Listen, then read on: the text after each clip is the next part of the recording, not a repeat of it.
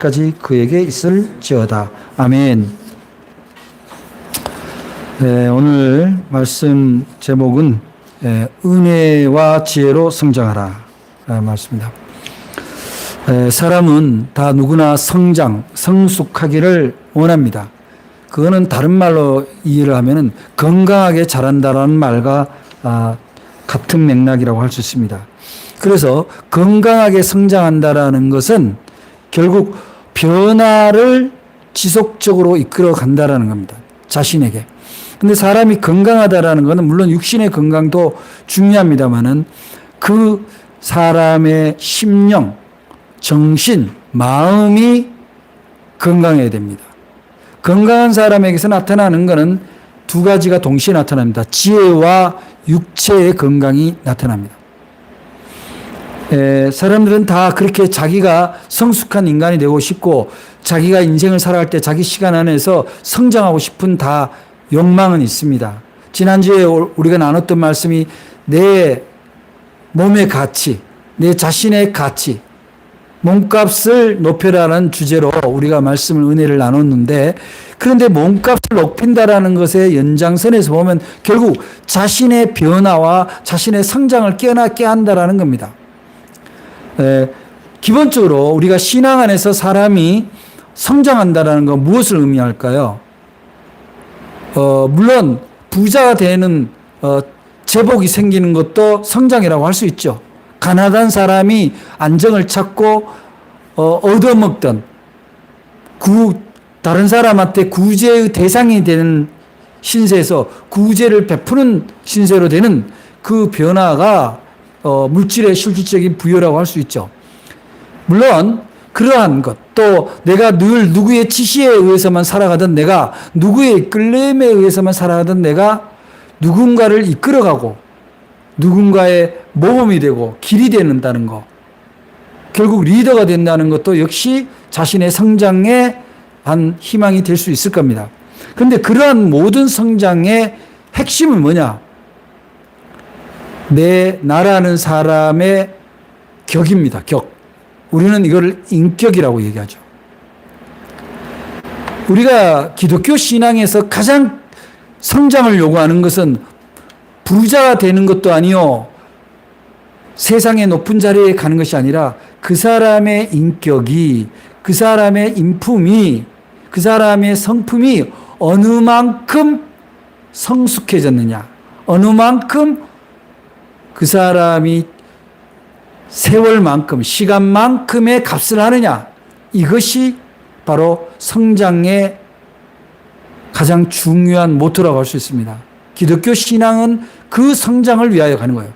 교회의 성장은 교인의 수를 누리고 교회의 평수를 누리는 것도 중요합니다. 그렇게 하지 말자는 거 아니에요. 그러나 거기에 모인 인자들이, 구성원들이 인격적 성숙이 안 돼 있고 신앙적 성장이 안 돼 있는 상태에서 사람만 꾸역꾸역 모인다는 건 결국 좋은 집에 불필요한 물건들을 쌓아두는 것과 비슷한 얘기입니다. 신선한 야채를 담아야 될 그릇에 이미 오래되고 곰팡이가 피는 식물을 함께 담아두는 것과 비슷한 겁니다. 그래서 사람들은 성장을 하는데요, 사람들이나 하나님의 피조 세계에 있는 모든 생명은 성장합니다. 성장하게 되어 있어요. 그런데 사람들은 대부분이 물리적, 자연적 성장을 그냥 성장이라고 믿는 거예요. 자기의 경험치가 자기를 성장시켜준다고 믿어요. 내가 요새 말로 흔히 라떼, 내가 나이를 먹었다고 해서, 내가 좋은 학교를 나왔다고 해서 내가 성장되어 있는 존재냐라는 것은 좀 다른 문제인 것 같아요. 결국 인간은 성장할 때 자연적인 요소가 없을 수는 없어요. 여러분, 자연적인 요소란 게 뭡니까? 내가 원하든 원하지 않았던 내 부모 아래에서 내가 태어났고, 내 부모가 얼마만큼의 학식과 재물을 가졌든지 간에 나는 그 환경 속에서 자연스럽게 성장해 왔습니다. 그런데 그냥 내버려둔 이른바 방임입니다. 혹은 좋게 말해서 방목이죠. 내버려둔 것은 이거는 일종의 자연에 의해서 말하자면 외형은 성장할 수 있어요. 외형은. 업되기는 성장할 수 있는데 인간이라는 내면이 성장하느냐는 거죠. 여러분, 우리가 신앙생활을 하면서 우리 인적인 인간성, 인성의 내면이 성장하지 않고 성숙하지 않다면 우리가 진정 무엇을 가지고 우리는 자랐다 이렇게 할 수 있겠는가? 무엇을 가지고 다른 사람한테 영향을 끼칠 수 있는가? 세상의 사람들은요, 세 부류가 있습니다. 세상에 선한 영향을 끼치는 사람과 세상에 악한 영향을 끼치는 사람이 있습니다. 그 다음에 어떤 부류인가요? 아무 영향을 끼치지 않는 사람이에요. 과연 그 사람은 정말 자신의 인생을 가치 있게 사는 거라고 할 수 있을까요? 크리스천은요, 세상에 예수처럼 선한 영향을 끼치는 사람이 바로 크리스천인 거예요. 예수를 닮아가는 거예요. 예수의 분량에까지, 그리스도의 분량에까지, 그 장성한 분량에까지 자라는 것이 그리스도인의 신앙의 자세입니다. 근데 잘한다라는 건 어떻게 하는 거예요? 우리가 왜 대한민국 헌법은 교육을 의무라고 되어 있나요? 그래서 의무교육이기 때문에 우리나라는 정말 전 세계 보기 드물게 고등학교 같이 다 의무교육입니다. 등록금 안 내요. 부모가 학교 보내기 싫다고 안 보내면 안 됩니다. 다른 차원에서도 반드시 그 과정을 공부하도록 되어 있는 게 우리나라의 법의 원칙이에요. 왜 그렇습니까? 학습이 결국은 성장의 중요한 동인이 된다는 거죠. 교육. 그래서 자연적인 상황에서 자라는 것과 학습을 통해서 자라는 것은 엄청난 차이가 있습니다.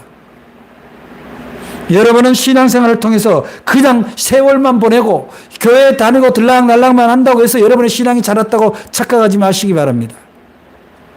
여러분 신앙을 위해서 어떤 훈련을 하고 있나요? 어떤 교육을 받고 있나요?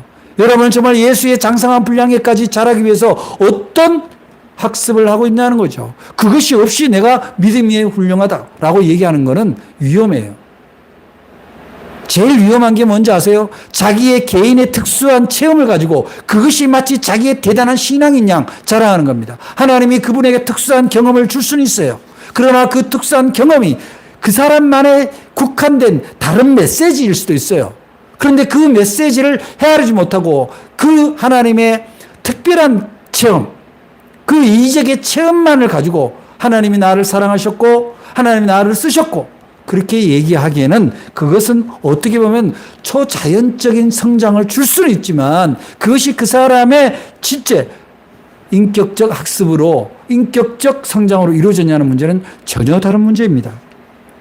사람들이 이래요. 결혼을 합니다. 결혼을 하는데 서로가 다른 사람이 만납니다. 길게는 30몇 년 다른 세상에서 다른 풍토 속에서 살았던 남과 여가 만나는데 결혼해서 삽니다. 딱딱 맞기가 어려워요. 어떻게 딱딱 맞습니까? 저도 철없던 신혼 시절에 아무것도 아닌 것 같고 많은 다툼이 있었어요. 지나고 보면은 훈련되지 않았던 거예요. 결혼이란 게 뭐고 부부란 것이 뭐고 어떻게 사는 것이 온전한 가정이라는 것에 대한 학습이 결여된 상태에서 덜커덕 결혼을 하고 나니까 서로가 안 맞는 거예요. 억지로 배려하려니까 스트레스가 쌓여요. 병 걸립니다. 그러니까 못 견디게 되는 거예요. 이해하고 이 상황, 어떤 상황에 대한 예측이 가능한 정도로 학습이 되어 있었다면 대처가 가능했겠죠. 그래서 최근에 교회에서 결혼학교 같은 것도 많이 하잖아요. 저는 필요하다고 봅니다. 목사님, 전잣돈 들고 가서 목사님 저희들 며칠 날 결혼합니다. 주례해 주세요. 요즘 심지어 주례도 안 해요.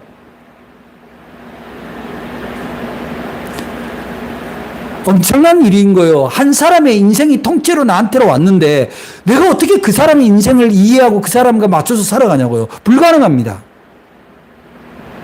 갈등은 언제나 도사리고 있는 거예요. 결혼만 그렇습니까? 직장생활도 마찬가지입니다. 직장생활을 하는데 상사와 부하 간에 어떻게 그렇게 한 번도 어그러짐이 없이 딱딱 시계 기아처럼 딱딱 맞물려 갈 수 있겠어요? 못 맞춥니다. 불가능해요. 그래서 대기업은 어떻게 합니까? 신입사원 연수를 반드시 시킵니다. 그 회사의 특징이 뭐고, 업무의 특징이 뭐고, 그 회사의 직원의 역할은 어떻게 해야 되고, 자세는 어떻게 해야 되고, 이런 상황에서는 어떻게 해야 되고, 그런 것들을 사전 학습과 교육을 통해서 그 사람이 그 상황에 충돌되지 않도록 최소화하도록 학습을 해서 성장시켜가는 겁니다. 여러분, 갈등과 충돌은요, 서로의 성장과 성숙을 방해할 뿐만 아니라 그 공동체에까지 지장을 줍니다. 여러분 생각해보세요. 부모가 갈등이 계속 있어. 서로가 세계가 안 맞아. 지향점이 달라. 그럼 어떻게 돼요? 그 자녀들이 어디에다가 기준을 맞춰야 될까요? 아버지는 이렇게 얘기하고 엄마는 이렇게 얘기하고 너무너무 자녀들은 방황하게 돼 있죠. 그리고 부모의 역할에 대해서 회의적입니다. 그럼 그 회의적으로 경험한 사람들이 자라나서 자기가 가정을 이룰 때 과연 그러면 그 회의적인 거를 자기가 학습을 통해서 반사교육, 말하자면 반면교사로 삼아서 잘 되냐? 그렇지 않습니다. 더욱 학습이 필요하죠. 우리가 신앙생활을 하는 절대적인 이유는 우리가 세상에서 가르쳐주지 않는 인간관계 속에서 하나님과 나와 관계 속에서 이해될 수 없는 일들에 대한 사전 연구입니다. 여러분, 신앙생활을 하면서 인간을 다 이해한다는 것도 거짓말이고 하나님을 이해한다는 것도 다 거짓말입니다. 이해할 수가 없습니다. 우리는 이해할 수 없는 것 때문에 신앙생활을 하는 거예요.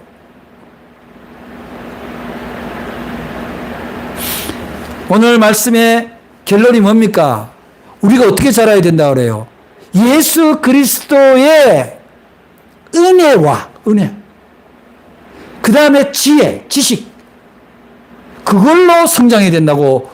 이게 기독교 교육의 핵심이에요. 그래서 그러면 우리가 예수 그리스도 안에서 성장하는 것이 기독교 신앙인의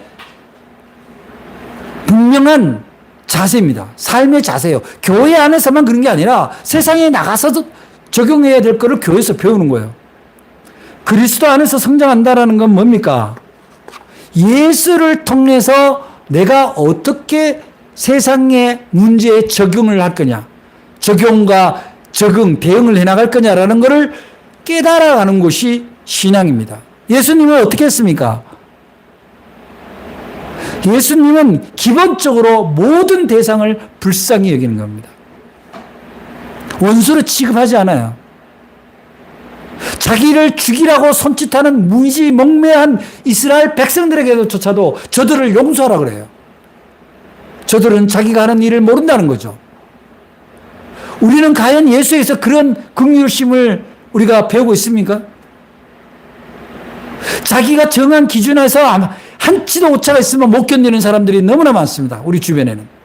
목사가 저렇게 하면 안 되는데, 장로가 저렇게 하면 안 되는데, 근데 자신은 어떠냐고요? 자신이 정한 그 기준이 정말 예수님의 기준인가요? 우리가 정말 경계해야 되는 것은 자기가 정한 기준, 자기가 경험한 그 체험이 기준이 되어서는 안 되는 거예요.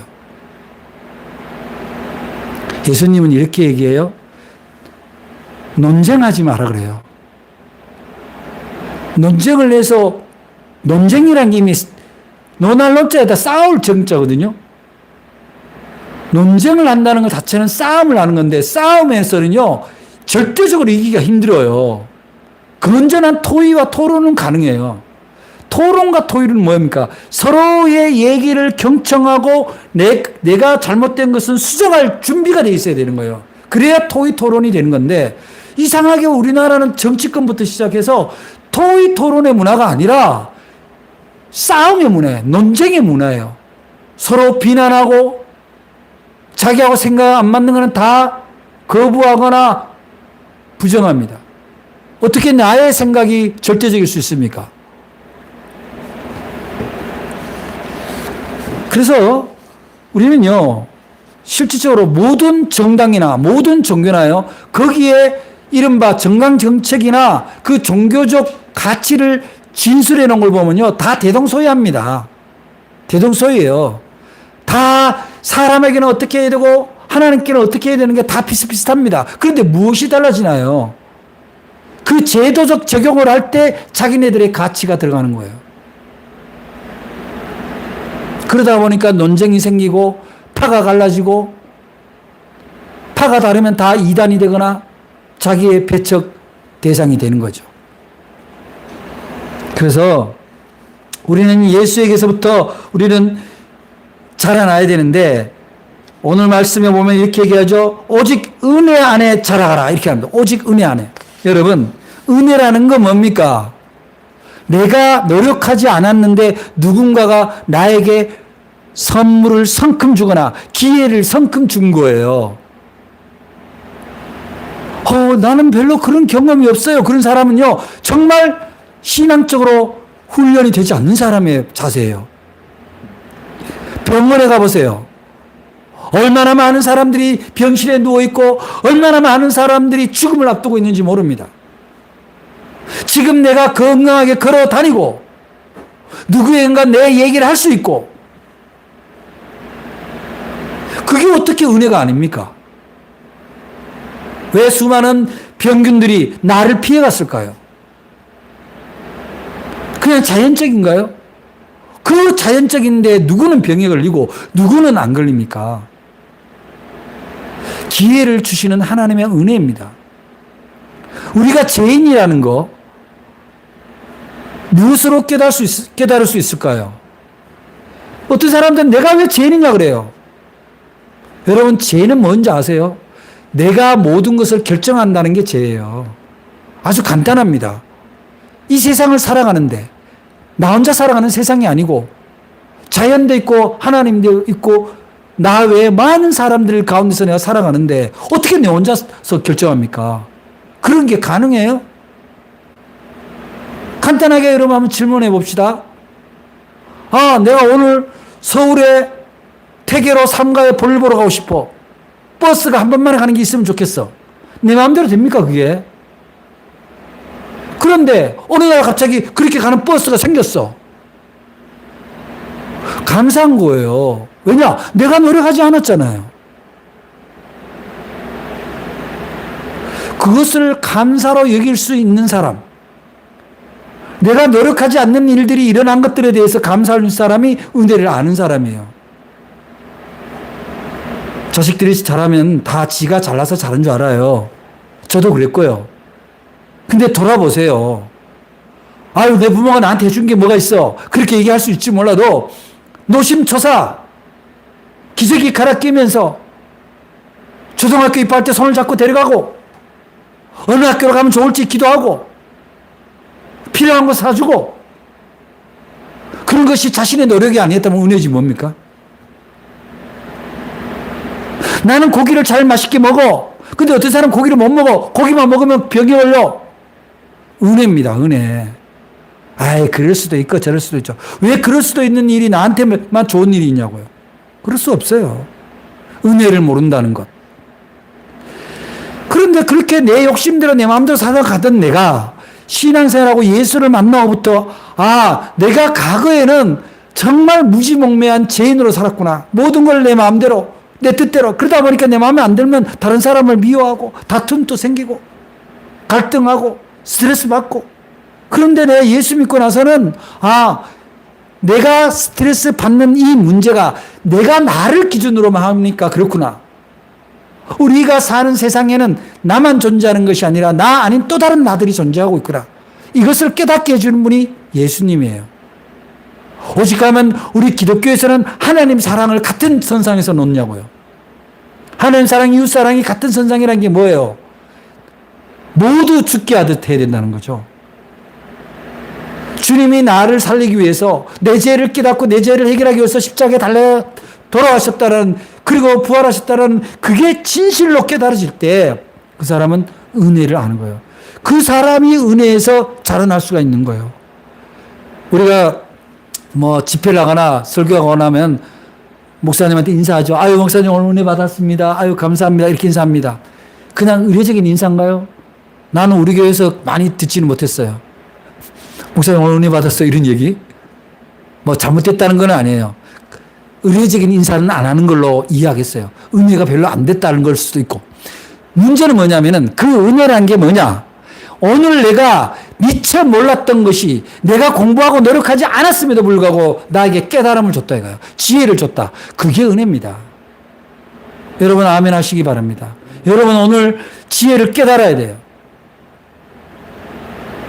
그러면 뭐 목사는 뭐 엄청 공부 열심히 해서 깨닫느냐? 그렇지도 않아요. 목사가 기도하고 오늘 말씀을 뭘 준비를 할까? 이렇게 저렇게 전전긍긍하다가 마치 어머니들이 오늘 저녁은 뭘 할까 생각하는 것처럼 일주일 내 오늘 이번 주 주일 내는 무슨 말씀을 전할까 생각을 합니다. 머릿속을 떠나지 않습니다. 근데 어떨 때 오냐? 문득 성경을 읽다가 혹은 어떤 상황을 봅니다. 그럼 하나님이 영감을 주는 거예요. 얘야 오늘은 가서 주일에는 가서 그리스도 안에서 예수 안에서 은혜와 지혜로 성장하는 것을 얘기를 해라.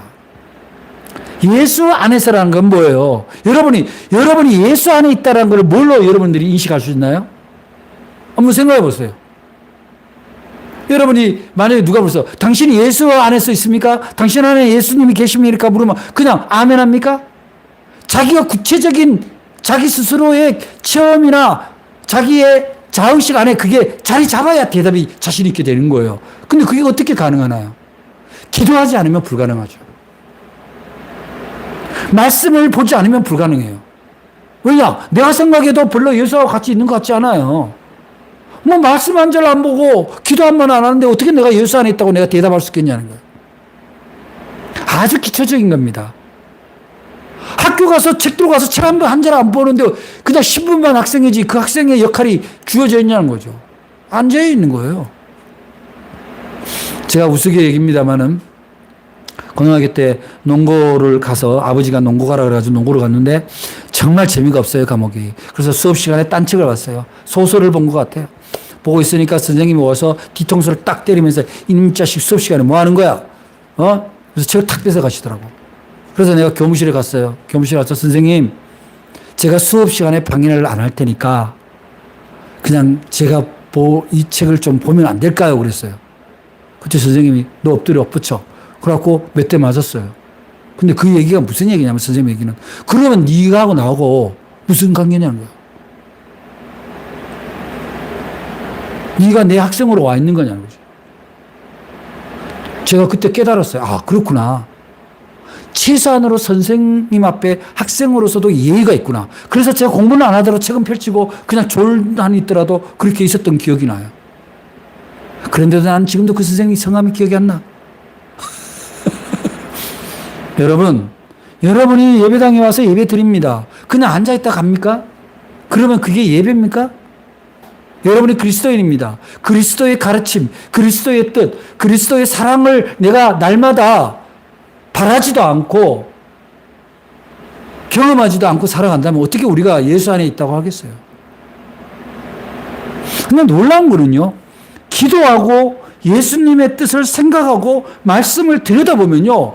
정말 놀랍게도 은혜가 옵니다. 물론 깨달으면 은혜도 오지만 어떤 상황이요.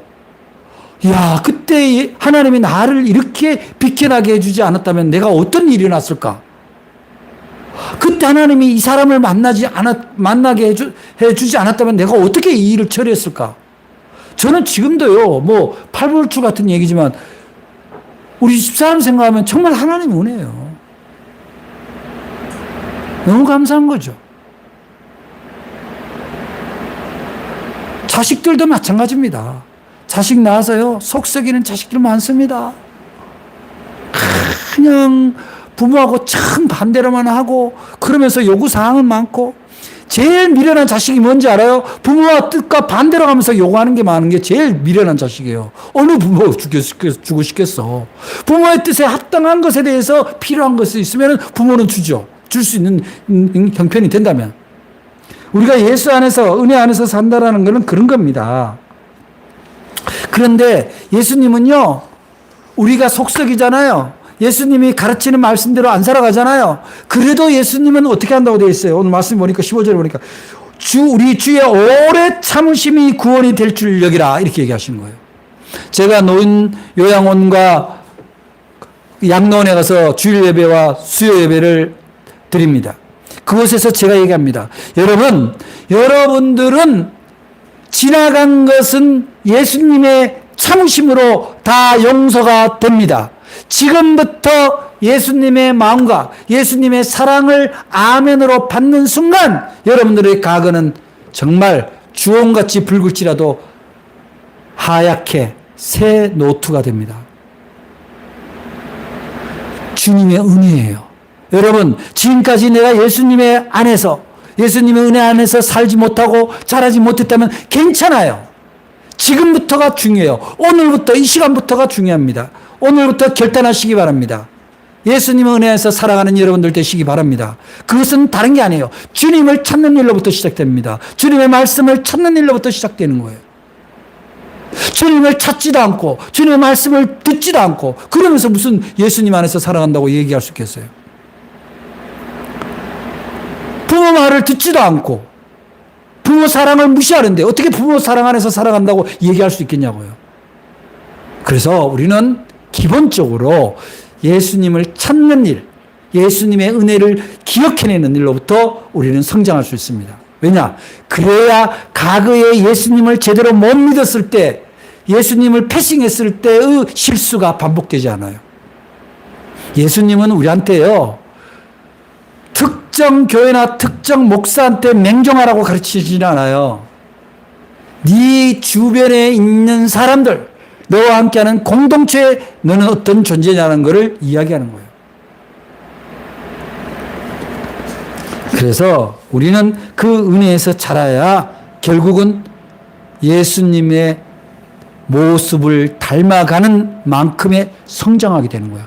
예수님이 우리한테 무언가를 메시지를 주고 가르치고자 할 때는 예수님이 행하시던 것을 기억해내는 일로부터 시작하거든요. 그럼 우리는 예수님이, 하나님이 우리 사람들에게 어떻게 하신가를 우리가 기억해내야 돼요. 그래야 우리가 은혜의 근거를 발견할 수가 있어요. 아, 이런 것은 하나님의 은혜구나. 아, 나는 몰라. 모르면 아직도 나는 언어가 트이지 않는, 몸은 나이가 20살, 30살, 50살, 60살인데 정신은, 신앙은 아직도 엉금엉금 길고 있는 상태라 그지. 언어를 헤아리지 못하고 말도 할 수 없으며 신앙에 장애가 있다는 것은 굉장히 손해보는 거예요. 신앙이 있다면서 신앙에 장애가 있다는 거예요. 장애가 있다는 것은 뭐예요? 더 이상 진보가 되지 않는다는 거잖아요. 그 다음에 오늘 말씀에 후반절에 보니까 저를 아는 지식에서 자라가라 이렇게 나옵니다. 저란 건 누구예요? 결국 예수 그리스도이죠. 그리스도를 알아가야 된다는 거예요. 그런데 그것은 같은 맥락입니다. 은혜를 아는 것과 예수를 아는 것은 분리되는 게 아니에요. 같이 알아지는 거예요. 제 2021년도에 나온 제 시집, 내가 누군가를 지우는 동안 라는 시집이 창작가 비평에서 그 평론을 누가 썼는데 그런 내용을 썼어요. 그래서 그 평론가들이 대담을 하면서 이 김윤환 시인은 목회자로 되어 있는데 그분의 시를 읽으면 아, 그분의 교회를 가고 싶다라는 생각이 든다. 그분은 삶과 신앙과 시를 분리하지 않고 이야기하는 놀라운 힘을 갖고 있다. 그런 얘기를 해요. 그런데 불행하게도 그 책을 아무도 안 읽어서 그런지 그 시를, 그 평론을 읽고 우리 교회 온 사람은 없어요. 없는데 무슨 얘기냐? 분리하지 않는다는 거예요. 여러분의 신앙이 여러분의 삶과 분리되어서는 안 돼요. 여러분이 무슨 일을 하든지, 여러분이 직장을 다니든지, 여러분이 어디 동아리에서 활동을 하든지, 교회에서 봉사하든지 간에 그것이 신앙과 분리될 수가 없어요. 교회는 교회고 나는 나다. 그런 신앙은 존재할 수가 없다는 거죠. 그래서 나의 지식이 세상의 처세에서 오는 것이 아니라 예수 그리스도를 아는 지식에서 세상의 지식은 보조적 기능이죠.